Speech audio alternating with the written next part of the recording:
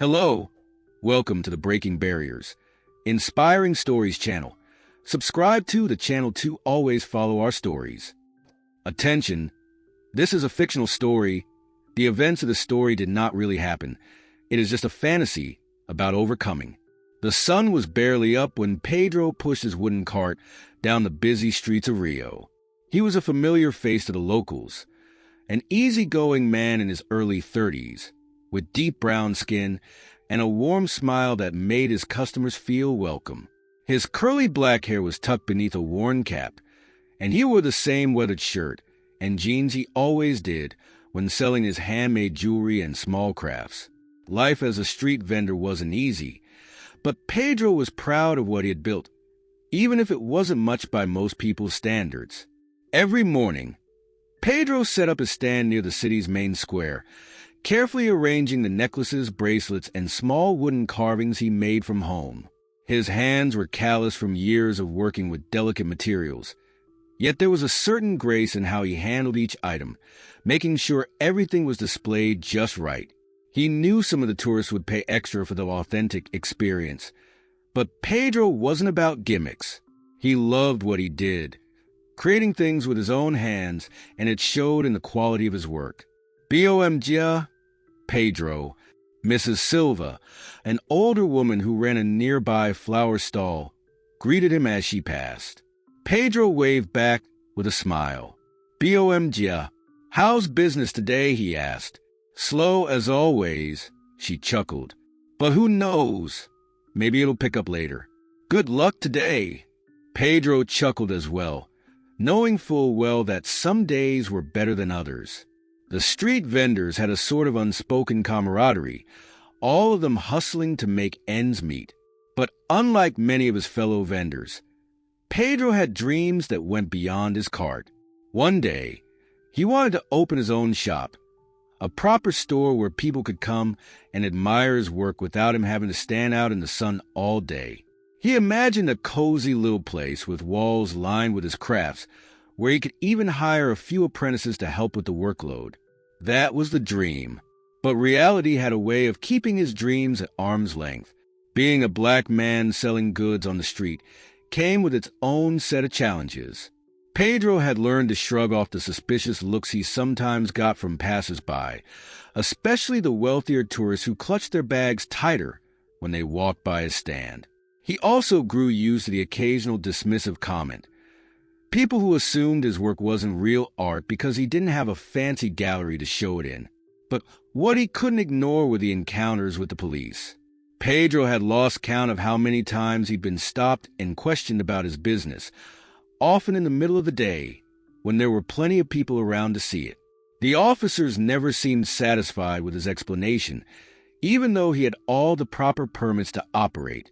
Each time, they would rummage through his cart, making a mess of his carefully arranged displays, and demand to see his identification as if they hadn't already seen it a dozen times before. It was humiliating, and yet Pedro knew he couldn't afford to lose his temper. His mother had always told him, "You have to work twice as hard and stay twice as calm to make it in this world." So he did.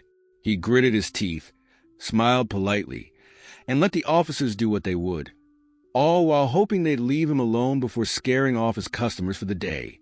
Today felt like any other. The streets were buzzing with activity as people passed by, some stopping to admire his work, others too busy to notice. Pedro managed to sell a few pieces early in the day, and things were looking up. He had a good feeling about the afternoon. Maybe he'd make enough to cover the rent and have a little left over to start saving for that shop he dreamed of. As the day wore on, Pedro couldn't help but wonder what it would feel like to finally have his own place. No more cart to push, no more weather to worry about, no more dodging police officers who seemed to think he didn't belong on the streets he'd called home for so long. He pictured the look on his wife's face when he'd finally tell her, "I did it. We did it."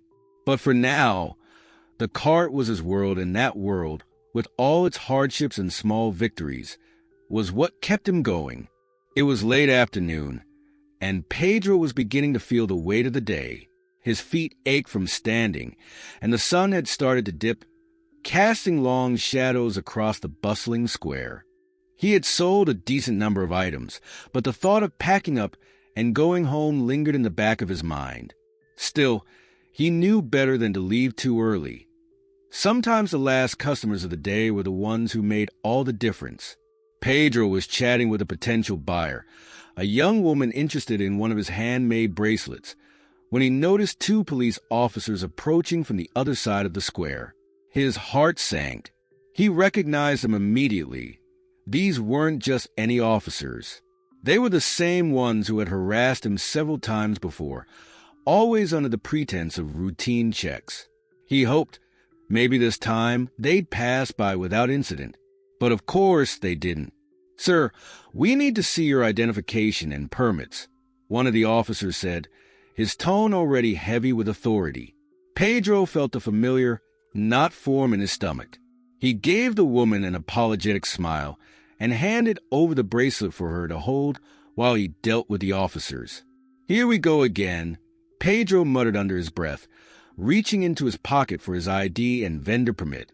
He handed them over without protest, knowing that any sign of resistance would only make things worse. The second officer, a younger man who looked like he was just trying to impress his partner, began inspecting Pedro's cart. He didn't ask for permission. He just started rummaging through the items as if he owned the place. Pedro watched in silence as the officer carelessly tossed his carefully arranged crafts around, ruining the display he had spent the better part of the morning setting up. His jaw clenched, but he forced himself to stay calm. He couldn't afford to lose his temper, not with so many people watching. "This is all legal," Pedro said, his voice steady but strained. "I've got the permits, and I've shown them to you before." The older officer glanced at the papers in his hand, his face showing no sign of acknowledgement. "We receive reports of stolen goods being sold around here," he said, barely looking up from Pedro's ID. "Just doing our job." Pedro felt a surge of frustration. He had heard this excuse before, the vague reports that always seemed to surface whenever he was around, but they never found anything. They never had any real reason to suspect him, other than the fact that he was a black man selling goods on the street. It was the same story over and over again. "I've been here for years. Everyone knows me," Pedro said, trying to keep his voice even. "I'm not selling stolen goods. I make all of this myself." The younger officer picked up one of Pedro's wooden carvings, turning it over in his hands like he was trying to find something wrong with it. He gave Pedro a smug look, as if daring him to say something. Just then, a small crowd started to gather, curious about what was happening. Pedro could feel their eyes on him, and he hated it. He hated that he was the one being humiliated, the one being treated like a criminal in front of people who knew him, who had bought from him before. The woman who had been interested in the bracelet quietly slipped away, and Pedro's heart sank further. "I'm just doing my job," the officer repeated, as if that somehow justified the blatant harassment. Before Pedro could respond, the younger officer made a show of calling something into his radio.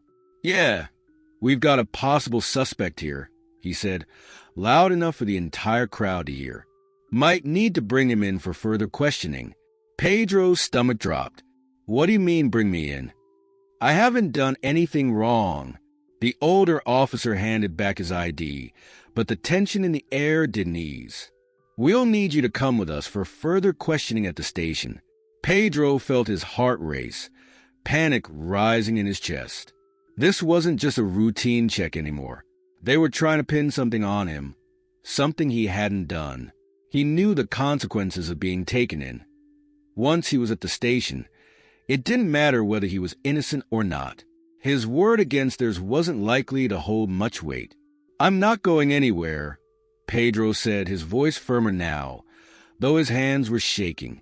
The crowd murmured, some people pulling out their phones, recording the scene. But the officers weren't backing down. Before Pedro could react, the younger officer grabbed his arm, twisting it behind his back, while the older one pulled out a pair of handcuffs. The cold metal snapped around his wrists, and Pedro felt his world crumble. He had done nothing wrong, but here he was, being paraded through the streets like a common criminal. His mind raced as he was led away, the faces of the people around him blurring into one indistinct mass of judgment and pity. The ride to the police station was a blur. Pedro sat in the back of the squad car, handcuffed and silent, his thoughts racing. He could hear the chatter of the officers in the front seat, laughing and joking as if they hadn't just ruined his life with a simple act of humiliation. He stared out the window, watching the familiar streets of his neighborhood fade into the distance, replaced by the stark, cold facade of the police station. When they arrived, the officers pulled him from the car and led him inside. The fluorescent lights buzzed overhead, glaring down on him as if judging his very existence. Pedro felt small and powerless, a stark contrast to the man who created art and shared joy through his crafts. They took him into a small interrogation room, the kind with a single table and 2 chairs, one of which was occupied by a detective who looked like he had seen it all. The man was older, with tired eyes and a weary expression. He glanced up at Pedro and then at the officers who had brought him in, the corners of his mouth twitching slightly in annoyance. "Another street vendor? What do we have this time?" the detective asked, leaning back in his chair. The younger officer quickly recounted the events, emphasizing the possible stolen goods and the reports they had received. Pedro could only listen in disbelief as they twisted the narrative, making him sound like a common thief. "Do you have any evidence?" the detective finally asked, turning to Pedro. "Anything that backs up their claims?" Pedro shook his head, desperation bubbling inside him. "I've done nothing wrong. I've been a street vendor for years. I sell my own creations. You can ask anyone." The detective looked at him with a mix of skepticism and indifference. "You have a right to a lawyer. We can call one for you if you'd like." A lawyer. The thought sent a fresh wave of anxiety through Pedro. He didn't have the money for a lawyer, let alone the resources to fight a system that had already branded him guilty in the eyes of the officers. He felt trapped, a sense of dread looming over him like a dark cloud. "I don't need a lawyer. I just need to go home," he replied, his voice cracking slightly. The detective sighed, scribbling something down in his notebook. "That's not how this works. You'll need to answer a few questions first. If you're innocent, it should be easy, right?" Pedro nodded, but his heart raced. Every question felt like a trap, each answer a step deeper into the web of suspicion. They asked about his sales, where he got his materials, and why he was in that particular area when the officers arrived. It was a simple transaction, but it turned into a thorough interrogation. "Why do you think we stopped you?" one officer asked, leaning in closer, his voice low and intimidating. "Because I'm black and sell my crafts." Pedro shot back, anger boiling beneath the surface. "You think I'm a criminal because of the color of my skin?" The officer's expression hardened, and Pedro knew he had crossed a line. But he was done playing the submissive role. He was tired of being made to feel like he didn't belong, tired of the unjust assumptions. "Look, we're just doing our job," the detective interjected, trying to diffuse the tension. "You can help yourself by cooperating. Just answer the questions honestly." Pedro took a deep breath, trying to gather his thoughts. "I am cooperating, but this is absurd. I have every right to sell my crafts just like anyone else. Why are you treating me like this?" After what felt like hours of questioning, the detective finally leaned back in his chair, crossing his arms. "We're going to have to hold you for a few hours while we verify your claims. It's standard procedure." Pedro's heart sank. Hours? In this room? He was just a man trying to make a living, and now he was caught in a nightmare he couldn't escape. "Can I call my wife?" Pedro asked, his voice barely above a whisper. He needed to talk to someone who believed in him, someone who would understand that this was a mistake. "Sure," the detective said, his tone shifting slightly. but you'll have to wait until we're done here." Pedro nodded, defeated.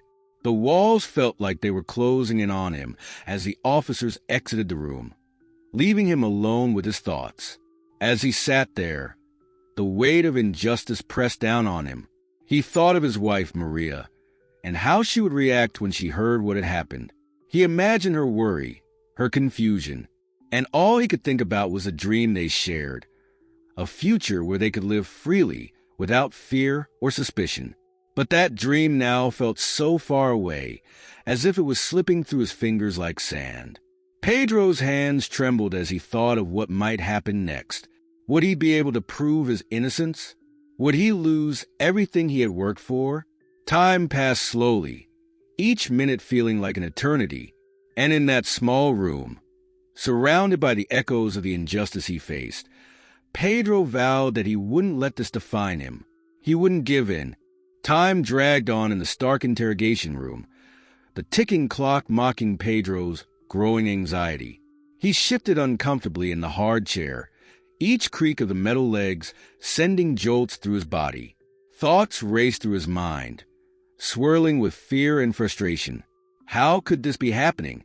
He felt trapped, as if the walls were closing in on him. After what felt like an eternity, the door finally swung open. The detective walked in, flanked by the two officers who had brought him in. But this time, there was someone else, an older woman with warm, kind eyes, dressed in a professional outfit that radiated authority. She held a briefcase in one hand and a notepad in the other. "Mr. Ruiz," she said, her voice calm and steady. "I'm your lawyer, Ms. Thompson. I got your message." Pedro's heart leaped. Relief washed over him like a cool breeze on a sweltering day. "Thank you for coming," he managed to say, his voice barely above a whisper. Ms. Thompson gave him an encouraging smile. "Let's get to the bottom of this. I'll be speaking with the detective and the officers for a moment. Just stay calm, and we'll figure this out together." As she stepped outside the room, Pedro felt a flicker of hope ignite within him. It was as if a weight had been lifted from his shoulders, replaced by a sense of determination. He had someone on his side, someone who would fight for him. A few minutes later, the door opened again and Ms. Thompson walked back in, her expression serious. "They're claiming they received reports about stolen goods, but they have no evidence. We'll challenge this," she said, her voice resolute.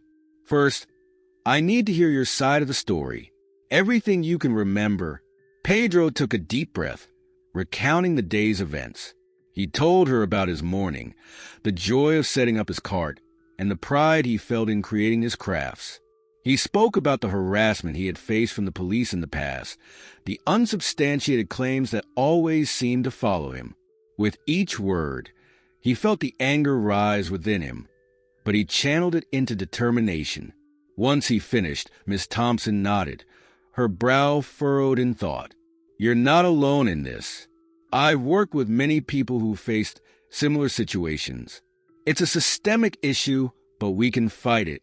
Pedro felt a mix of gratitude and sorrow. He didn't want to be another statistic, another story of injustice. He wanted to prove that people like him could rise above the challenges placed before them. "Thank you," he said, his voice strong. "I just want to go home." "I understand," Ms. Thompson replied, "and we'll work on that.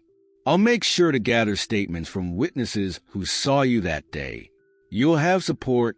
Just as they were finishing their discussion, the door swung open again and the detective re-entered the room. "We're ready to continue," he announced, his tone brusque. "Ms. Thompson, you can stay, but let's keep this professional." Pedro's heart raced, but he nodded, trusting Ms. Thompson's presence. As the officers returned, he felt a renewed sense of purpose. He wouldn't let them silence him any longer. The detective began asking questions again, but this time, Ms. Thompson intervened whenever she felt it necessary. "Let's focus on the facts," she insisted, steering the conversation toward evidence and away from speculation. "Do you have any witnesses who reported this stolen merchandise?" The detective hesitated, glancing at the officers, but he ultimately shook his head. "No, just what we've been told." "Exactly," Miss Thompson replied, her voice firm. "This is all based on hearsay. You're detaining my client without evidence.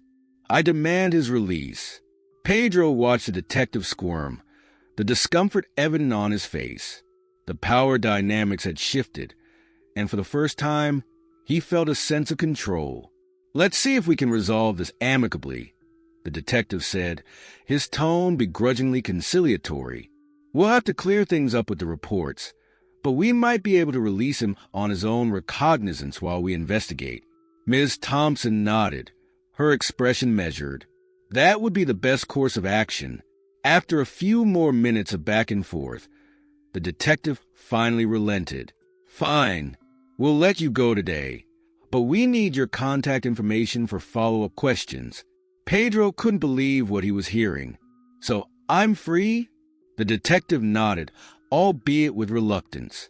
"For now, we'll be in touch." Pedro felt a flood of relief wash over him, but he knew the fight wasn't over. As they exited the room, he caught a glimpse of the officers, their expressions sour, but he held his head high. He wasn't just a victim of circumstance.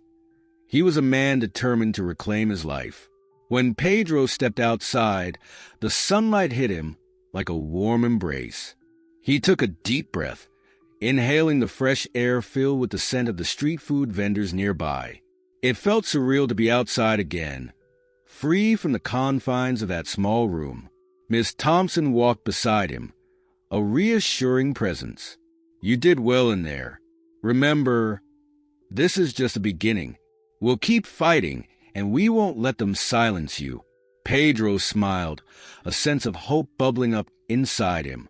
He might have faced injustice today, but with Miss Thompson by his side, he knew he wasn't alone in this battle.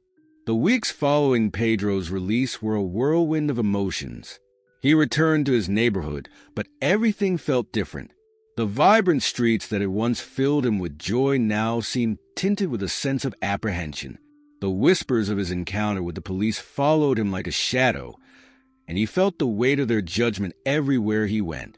His wife, Maria, was a pillar of support through it all.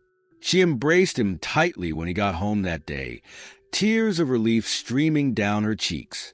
"I knew you'd come back," she said, holding him close. "But I'm so angry that this happened to you." "I'm angry too," Pedro confessed, the memory of the interrogation still fresh in his mind. "But I'm determined to clear my name." In the days that followed, he poured himself into his crafts, using art as a form of therapy. He set up his vendor card in the same spot as before, determined to reclaim his space. Yet, the fear of being targeted again loomed over him. He found himself glancing around nervously, wondering if someone would accuse him again, if the police would come back to harass him. One afternoon, as he was arranging his handcrafted goods, a group of familiar faces approached. It was his neighbors, people he had known for years. They greeted him warmly, their smiles offering a sense of comfort. "Pedro, we heard what happened," one of them said, a woman in her 50s with silver hair. "We're all behind you.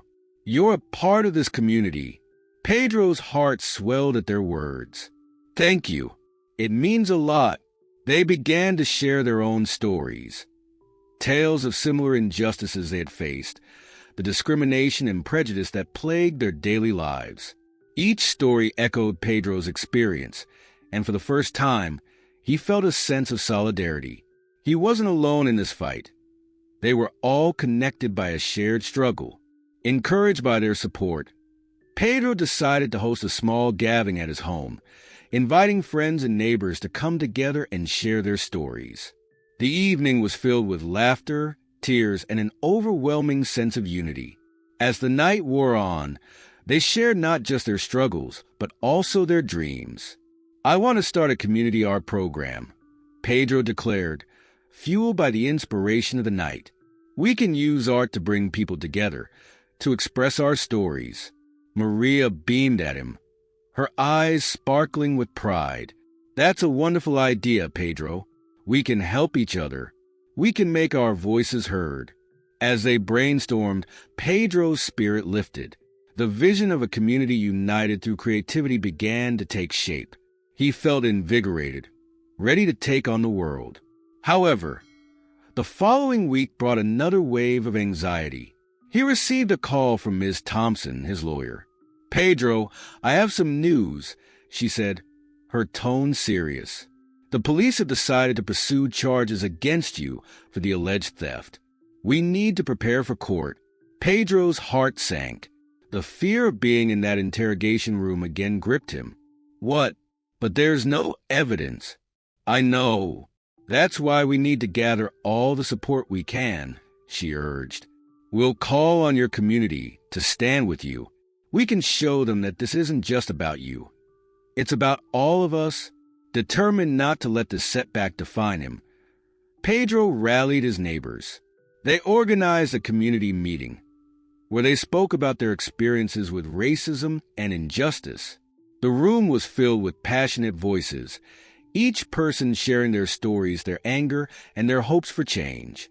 "We're more than just victims," Pedro declared, his voice rising with emotion. "We're a community, and we will fight for our rights." As the meeting concluded, Pedro felt a renewed sense of purpose. They decided to create a petition to present to the court, a collective show of strength and unity. They would not stand by silently while the police tried to vilify one of their own. In the days leading up to the court date, Pedro worked tirelessly to prepare. He gathered letters of support from neighbors, friends, and local business owners who could attest to his character. He even organized an art exhibit showcasing the work of local artists, emphasizing the beauty and resilience of their community. When the day of the court hearing arrived, Pedro felt a mix of dread and determination.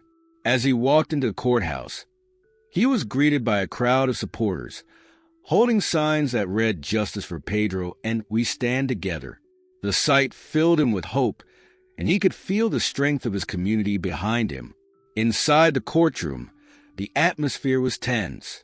The prosecutor presented their case, emphasizing the police reports and insinuating guilt based solely on Pedro's race. But Ms. Thompson stood firm, countering with evidence of Pedro's character and the lack of any real evidence against him. As Pedro listened to the testimonies from his friends and neighbors, he felt a surge of pride. They believed in him, and together, they were stronger. After what felt like hours of deliberation, the judge finally delivered the verdict. "Based on the evidence presented, I find no reason to continue these charges against Mr. Ruiz. He is free to go." Cheers erupted in the courtroom as Pedro's heart soared. He was free. He had not only reclaimed his name, but had also inspired his community to stand up against injustice. As he walked out of the courthouse, the sunlight hit his face, warm and bright. He felt lighter, unburdened. In that moment, he realized that this battle was not just about him. It was about everyone who had ever faced injustice. With the support of his community, Pedro began to transform his vision into reality. Together, they would create a space where art flourished and voices were heard. And as he stepped into this new chapter of his life, he felt a sense of purpose unlike any he had ever known. With the court ruling in his favor, Pedro felt a wave of liberation wash over him. The support from his community invigorated his spirit, and he was ready to embark on a new journey. He quickly set to work, determined to transform his vision for the community art program into a reality. His first step was to find a suitable space for the program.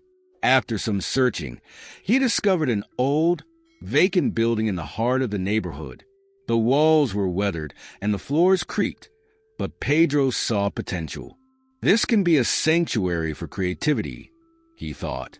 He approached Maria, who had always been his greatest supporter. "What do you think about turning that old building into our community art center?" he asked, his eyes shining with excitement. Maria's face lit up. "That's a brilliant idea, Pedro. We can host workshops, showcase local artists, and provide a space for kids to express themselves. It'll be a safe haven for everyone."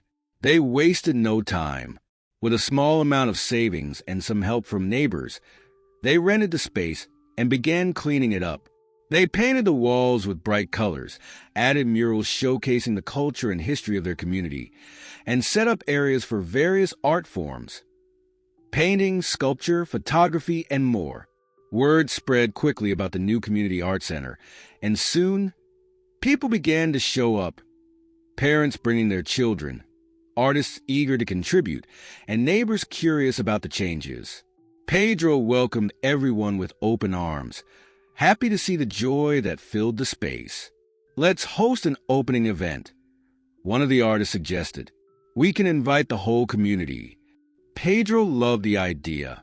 They planned a grand opening, complete with live music, art displays, and workshops. As the date approached, excitement buzzed in the air. On the day of the event, Pedro arrived early to prepare. The atmosphere was electric as the sun began to rise, casting a golden glow over the building. He set up tables with supplies for painting and crafting, while others hung up artwork around the walls. As the community began to gather, Pedro felt a mix of nerves and anticipation. He watched families arrive, kids laughing and running around. It was a scene he had always dreamed of, people coming together to celebrate art and culture. "Welcome, everyone," Pedro said, taking the stage with a microphone in hand. "Thank you for being here today. This center is for all of us, a place where we can express ourselves, share our stories, and create together." The crowd erupted in applause, and Pedro felt a swell of pride. This was more than just an art center. It was a symbol of resilience and unity. Throughout the day, people participated in workshops, exploring their creativity in ways they hadn't before. Children painted vibrant canvases, adults learned about photography, and everyone shared their experiences, creating bonds through their art. As the sun set, the energy shifted to something deeper. A local musician took the stage, strumming his guitar and singing soulful tunes that resonated with the crowd. The atmosphere was filled with laughter, joy, and a sense of community that Pedro had longed for. Among the attendees, he spotted familiar faces from his past. People who had witnessed the struggles, and now they were here to celebrate a new chapter. He felt overwhelmed with gratitude as he moved through the crowd, engaging with friends and neighbors. One woman approached him, her eyes gleaming. "Pedro, this is incredible. You've brought us all together in a way I never thought possible." "Thank you," he replied, genuinely touched. "This is just the beginning. Together, we can create something beautiful." As the evening continued, Pedro took a moment to step outside, seeking a bit of quiet amidst the excitement. He leaned against the building, gazing at the stars that twinkled in the night sky. In that moment, he reflected on everything he had overcome, the struggles, the injustices, and the love and support from his community. He could hardly believe how far he had come. No longer just a vendor on the street, he was now a catalyst for change. The Community Arts Center stood as a testament to resilience, a place where dreams could flourish despite adversity. But as the weeks went by, Pedro realized that the fight against systemic injustice wasn't over. He wanted to do more. Inspired by the stories shared at the opening event, he decided to initiate monthly workshops focused on social issues, where participants could create art that reflected their experiences and struggles. With the help of local artists and community members, they launched a series of workshops dedicated to themes like identity, racism, and empowerment. Each session brought people together to share their stories through art, fostering dialogue and understanding. As they worked side by side, Pedro witnessed healing and transformation. Art became a medium for catharsis, a way to process pain and reclaim narratives. The center buzzed with creativity, and the atmosphere crackled with energy. One afternoon, a young girl named Sophia joined one of the workshops. She was shy and reserved, hesitant to share her thoughts. Pedro approached her gently, encouraging her to express herself.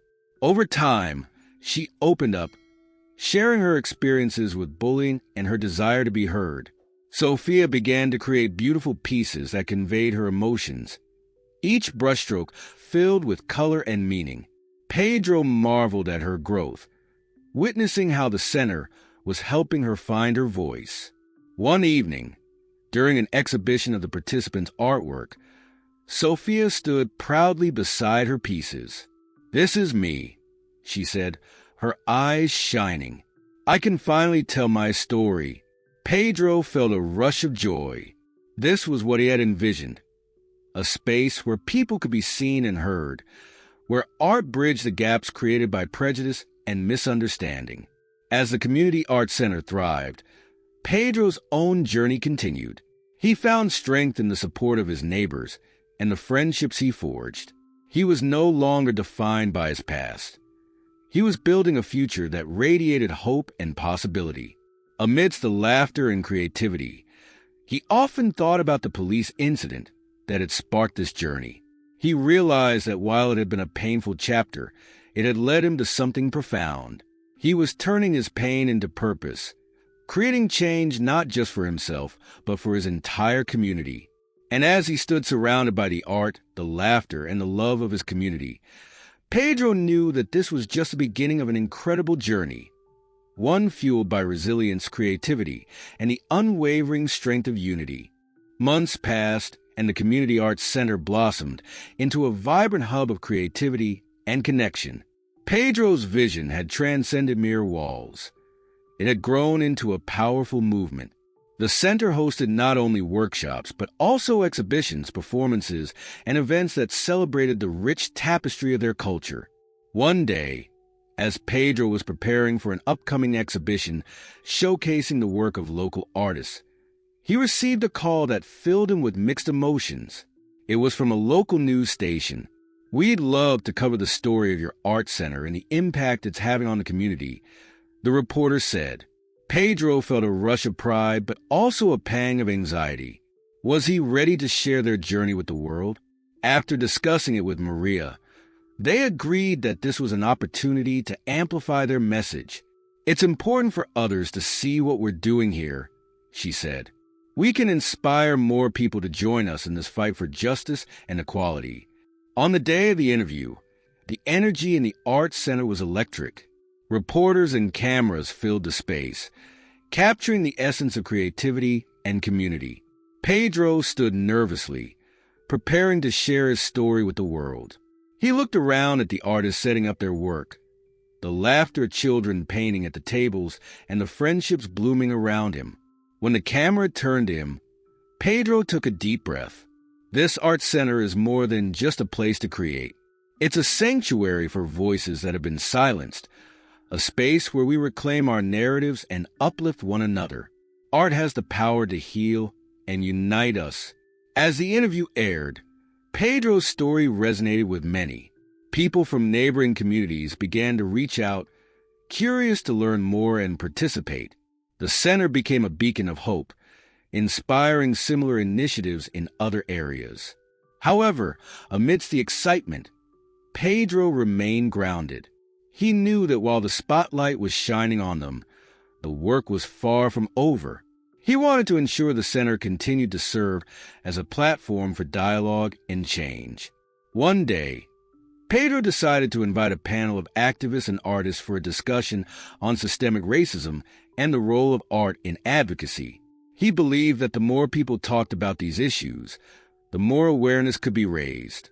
He wanted to create a safe space for people to share their experiences and thoughts. As the date of the panel approached, anticipation buzzed in the air. Pedro reached out to community leaders and activists who had been instrumental in the fight against injustice. He wanted their voices to be part of the conversation. On the day of the panel, the Arts Center was filled with people eager to listen and learn. Pedro introduced each panelist, highlighting their work and the impact they had made in the community. The discussion flowed seamlessly, with each speaker sharing powerful stories and insights. "Art is a revolutionary act," one activist stated passionately. "It has the power to disrupt, to provoke thought, and to inspire change. When we share our stories through art, We create connections that transcend barriers. Pedro watched as the audience engaged, nodding in agreement, asking questions, and sharing their own stories. It was a moment of unity, where diverse experiences converged into a shared mission for justice and equality.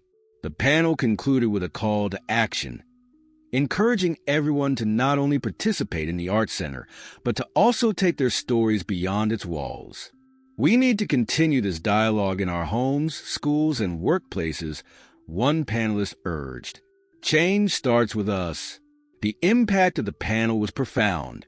After the event, Pedro found that people were inspired to create their own projects, whether it was organizing art workshops in their neighborhoods or collaborating with schools to introduce art programs focused on social justice. As the center grew in influence, Pedro received an unexpected visit from a local school principal.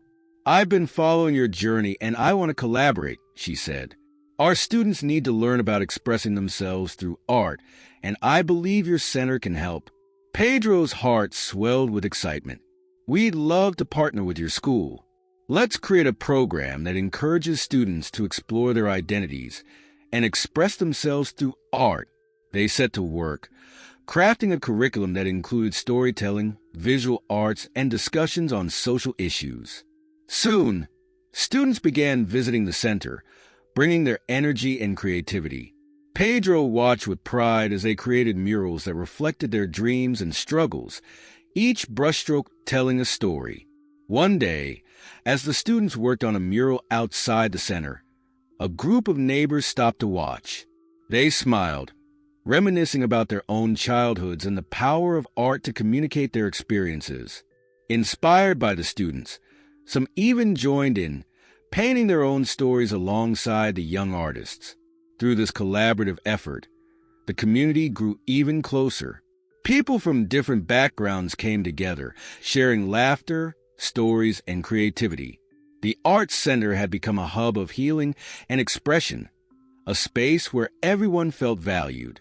As Pedro reflected on the journey, he realized that the legacy he was building was not just about his own experience. It was about the collective strength of the community. He had turned a painful chapter into a narrative of hope and resilience, inspiring others to find their voices. One evening, during the celebration of the center's achievements, Pedro stood before the crowd, filled with gratitude. "We've built something incredible together. This art center represents our dreams, our struggles, and our triumphs. Let's continue to uplift each other and create a legacy of love and unity." The audience erupted in applause, and Pedro felt a warmth spread through him. He knew that as long as they stood together, they could face any challenge. The journey had just begun, and together, they would continue to make their mark on the world, one brushstroke at a time.